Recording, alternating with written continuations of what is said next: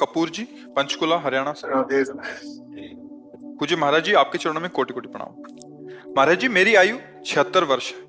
अपने जीवन काल में मैंने परिवार में पूज्य दादी, पिता, माता, संबंधियों के अतिरिक्त हाल में ही अपनी पत्नी का देहावसान देखा। महाराज जी, ये सभी अक्सर मेरे सपने में आते हैं। कोई बात तो नहीं करते, पर मैं उन्हें कष्ट में हालत में देखता हूँ। महाराज जी, क्या ये मेरे द्वारा उनके प्रति किसी प्रतिकूल व्यवहार का परिणाम है, या नहीं, सेवा भाव में कमी, या नहीं, मोह? ऐसा कुछ नहीं है। ये स्वप्न तीन प्रकार के होते हैं। एक होता है जिनसे हमारा मानसिक संबंध रहा है, बिना किसी कारण के कल्पनात्मक उनके दृश्य उपस्थित करना। एक होता है जिनका कोई अस्तित्व नहीं, ऐसा स्वप्न आना। और एक होता है भागवतिक, किसी महापुरुष का आगमन होना। ये सत्य के अंतर्गत आता है। वो आपको निर्देशन या आपको दुलार या आज्ञा, जो भी आज्ञा, वो सत्य होता है। अब ये मन बहुत से संस्कारों से, संबंधियों से जुड़ा है, तो आप देखो कोई इतना ही स्वप्न थोड़ी आता है। कितने स्वप्न आते हैं जिनका कोई मतलब नहीं है। ऐसे ही ये परिवार के सने संबंधियों का जो आता है, उससे दुख सुख का लेना देना नहीं है। हाँ, ये जरूर है कि हम अपने जीवित अवस्था में कर्तव्य का उनके साथ पालन किया कि नहीं किया। अगर किया तो धन्य है, अगर नहीं किया तो अब कर लेना चाहिए। उनके प्रति नाम जप करना, उनके प्रति दान पुण्य करके उनको प्रदान करना। जैसे पिता है या पितामह है, ये हम यहाँ से जो भी दान पुण्य करेंगे, जो भी अनुष्ठान कराएंगे, वो ट्रांसफर हो जाएगा, उनको पहुंच जाएगा। ऐसा विधान है। इसीलिए परिवार में चाहा जाता है कि कोई हमारे हो जो कम से कम हमें दान कर सके, पानी दान कर सके, अन्न दान कर सके, या कुछ ऐसा। जैसे नहीं पिंड दान कहा जाता है कि भाई पिंड दान करने वाला तो कोई हो। तो आप अपने पूर्वजों के लिए जो किए हैं वो आपको पता है, व्यवहार कैसा किया है। अभी जो आप किए हैं वो पता है। अगर करने की कोई आकांक्षा, ऐसा लग रहा है कि हमारे पूर्वज विपत्ति या दुख में है क्या, उनके लिए कर लेना चाहिए। श्रीमद् भागवत का संस्कृत से अनुष्ठान कराना, गौ ब्राह्मण संतों की भोजन आदि करा करके वो सब दान उनको कर देना, मंत्रों का जप करना या नाम का जप करके कीर्तन करा के उनको प्रदान कर देना। इससे उनका मंगल, जहां भी होंगे, जिस योनि में जहां भी, उनका उत्थान होने लगेगा, उनकी उन्नति होने लगेगी। ऐसा। और खास भगवान या भगवान के भक्तों के सिवा स्वप्न में जो कुछ, सब मिथ्या ही होता है।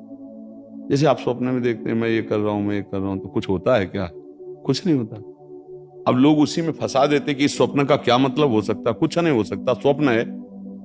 राजा जनक जी एक बार सैया में पड़े सोए और स्वप्न देखला कि हमारा सारा राज्य छिन गया और मैं एक भिखारी बन गया और बहुत भूख लगी। अब मांगे तो थोड़े से चावल और दाल मिला, तो मटकी में, मिट्टी के पात्र में उन्होंने लकड़ी बीन करके खिचड़ी पकाई और वो पक्के तैयार होने वाली थी। दो सांड आए, लड़ते हुए ऐसे लड़े कि पूरा बिखर गए और भूख से व्याकुल। अरे ये क्या, ऐसे कि पूरा मेहनत किया हुआ सब भोजन, और आंख खुली तो महाराज जनक का सत्याग्रह। तो उनका ये सत्य कि वो सत्य, जो अभी जनक भूखा डोल रहा था, भीख मांगा और वो चावल दाल पका रहा था, वो जनक सत्य या ये सत्य? क्योंकि उस समय ये सत्य नहीं था, इस समय वो तो सत्य कौन है? अब उनके सभा में बड़े बड़े ज्ञानी महात्मा बैठते, तो आकर प्रश्न किया, ये सत्य कि वो सत्य? अब कुछ उसकी व्याख्या हो तो समझ में आवे, ये सत्य कि वो सत्य। अब कोई उत्तर ही न देवे। तो जब ये बात अष्टावक्र जी को पता चली तो सभा में नवीन अवस्था थी। सभा में आए और जनक जी से बात की। जनक जी ने पूछा कि ये सत्य कि वो सत्य? तो उन्होंने कहा, ना ये सत्य ना वो सत्य। उमा कहूं मैं अनुभव अपना, सत हरि भजन जगत सब सपना। सपना तो सपना है ही, जागृत भी सपना है, सत्य है हरि नाम। तो आप ये समझ लीजिए, ज्यादा उस पर विचार मत कीजिए। यदि आपके अंदर ऐसा भाव आता है, धन आपके पास है, तो ऐसी कुछ सेवा दान पुण्य करके, कहीं ऐसे जैसे गौ सेवा है, गौ को चारा पवा दिया है ना, कहीं साधु महात्मा को किसी एक को भी भोजन पवा दिया, और वो कहीं भागवत हो रही उसमें सहयोग कर दिया। नहीं पूरी भागवत करवा सकते, भाई हमारे कुछ चंद रुपए इसमें सहयोग में हो गए, और उसका फल हमारे माता पिता दादा दादी को मिले, ऐसे भाव किए जाते, तो उससे उनको कल्याण होगा, उससे उनका मंगल होगा। खुद नाम जप करे, मान लो एक बार एक माला में 108 नाम होते हैं, और 108 नाम जप करके हमने दे दिया कि हमारे बाप को प्राप्त हो, हमारे बाबा को प्राप्त हो, हमारी माँ को प्राप्त हो, तो उनको प्राप्त हो जाएगा, उनकी उन्नति होगी।